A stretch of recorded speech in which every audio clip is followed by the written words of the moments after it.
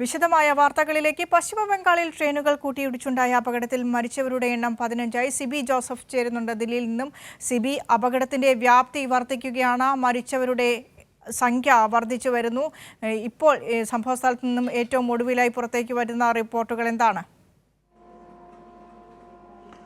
വിനീഷ, മരിച്ചവരുടെ എണ്ണത്തിൽ ഒരു വലിയ വർധനമാണ് ഉണ്ടായിരിക്കുന്നത്. ഇപ്പോൾ ഈ ട്രെയിൻ അപകടത്തിൽ മരിച്ചവരുടെ എണ്ണം 15ആയി ഉയർന്നിരിക്കുകയാണ്. 60-ലധികം പേർക്ക് പരിക്കേറ്റതായി ഇപ്പോൾ റെയിൽവേ തന്നെ ഇപ്പോൾ ഔദ്യോഗികമായി അറിയിച്ചിട്ടുണ്ട്. ഈ മരിച്ചവരിൽ ഗുഡ്സ് ട്രെയിനിൻ്റെ ലോക്കൽ പൈലറ്റും അതോടൊപ്പം തന്നെ ഈ ഡ്രൈവറും അസിസ്റ്റന്റ് ഡ്രൈവറും കാഞ്ചൻ ജംഗ എക്സ്പ്രസിൻ്റെ ഗാർഡും ഇത്തരത്തിൽ 3 റെയിൽവേ ജീവനക്കാരും ഇത്തരത്തിൽ ഈ മരിച്ചവരിൽ ഉൾപ്പെടുമെന്നുള്ളതാണ് ഇപ്പോൾ റെയിൽവേ ബോർഡ് ചെയർമാനും സിഇഒയുമായ ജയവർമ്മ സിൻഹ അറിയിച്ചിട്ടുള്ളത്. രക്ഷാപ്രവർത്തനം ഏകദേശം പൂർത്തിയായി എന്നുള്ളതാണ് ഇവർ ഔദ്യോഗികമായി അറിയിച്ചിട്ടുള്ളത്. എന്തായാലും വലിയ ദുരന്തം തന്നെയായിരുന്നു സംഭവിച്ചത്. 3 ബോഗികൾ, ഈ കാഞ്ചൻജംഗ എക്സ്പ്രസിൻ്റെ 3 ബോഗികൾ പാളം തെറ്റിയിരുന്നു. ഈ ബോഗികൾക്കുള്ളിൽ കുടുങ്ങിക്കിടക്കുന്നവരെയായിരുന്നു പുറത്തെത്തിക്കാനുള്ള മണിക്കൂറുകൾ നീണ്ട ഒരു പ്രയത്നം തന്നെയായിരുന്നു നടത്തിയിരുന്നത്.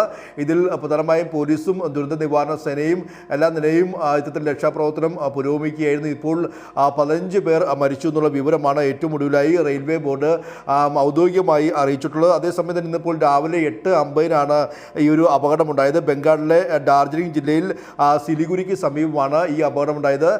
കാഞ്ചൻജംഗ എക്സ്പ്രസിന് പിന്നിലേക്ക് ഈ ഗുഡ്സ് ട്രെയിൻ വന്ന് ഇടിക്കുകയും ആയിരുന്നു. സിഗ്നൽ മറികടന്നെത്തിയ ഗുഡ്സ് ട്രെയിനാണ് ഒരേ പാതയിൽ തന്നെ വന്നിടിച്ചത്. ഇതാണ് വലിയൊരു അപകടത്തിലേക്ക് മാറിയത്.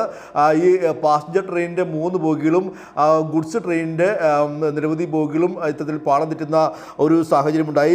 ന്യൂ ജയ്പാൽ ഗുഡി സ്റ്റേഷനിൽ നിന്നും പോകും വഴിയായിരുന്നു ഈ ഒരു അപകടം ഉണ്ടായത്. എന്തായാലും ആ ഒരു സമയത്ത് ഈ സിലിഗുരി മേഖലയിൽ വലിയ കനത്ത മഴയുണ്ടായിരുന്നു. അത് തന്നെ ഈ രക്ഷാപ്രവർത്തനത്തെ വൈകാൻ കാരണമായിരുന്നതും എന്നും പ്രാദേശികമായി ആയ മാധ്യമങ്ങൾ അവിടെ റിപ്പോർട്ട് ചെയ്യുന്നു. എന്തായാലും വലിയ അപകടം തന്നെയാണ് ഉണ്ടായത്.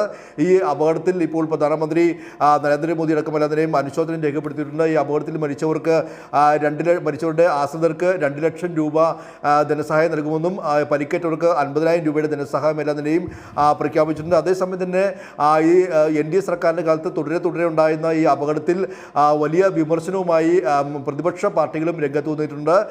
കോൺഗ്രസിൻ്റെ അധ്യക്ഷനായ മല്ലികാർജ്ജുൻ ഖാർഗെ വ്യക്തമാക്കിയത് ഇതിൽ കർശനമായ നടപടി ഉണ്ടാകണം, ഇതിൻ്റെ പൂർണ്ണമായ ഉത്തരവാദിത്വം നരേന്ദ്രമോദി സർക്കാരിനാണ്. കൂടെ ഈ റെയിൽവേയെ തൻ്റെ സ്വയം പ്രമോഷനാക്കി BJP സർക്കാർ മാറ്റി. പക്ഷേ എന്നാൽ അടിയന്തരമായി നൽകേണ്ട ഒന്നും തന്നെയും റെയിൽവേയുടെ ഭാഗത്തുനിന്നും റെയിൽവേയിൽ അടിയന്തരമായി നടപ്പാക്കേണ്ട പല കാര്യങ്ങളും നടപ്പാക്കിയില്ല എന്നും കോൺഗ്രസ് അടക്കം ഇപ്പോൾ ആരോപണം ഉന്നയിച്ചുകൊണ്ട് രംഗത്ത് വന്നിട്ടുണ്ട്. റെയിൽവേ മന്ത്രിയായ അശ്വിനി വൈഷ്ണവ് അല്പസമയത്തിനകം തന്നെ ഈ ദുരന്ത സ്ഥലത്ത് എത്തുമെന്നുള്ളതാണ് ഇപ്പോൾ അറിയിച്ചിരിക്കുന്നത്. രക്ഷാപ്രവർത്തനം ഇപ്പോഴും പുരോഗമിക്കുകയാണ്. എന്തായാലും വലിയ ഒരു ദുരന്തം തന്നെയാണ് ഇന്നിപ്പോൾ രാവിലെ 8:50-ന് ഈ ബംഗാളിൽ ഉണ്ടായത്.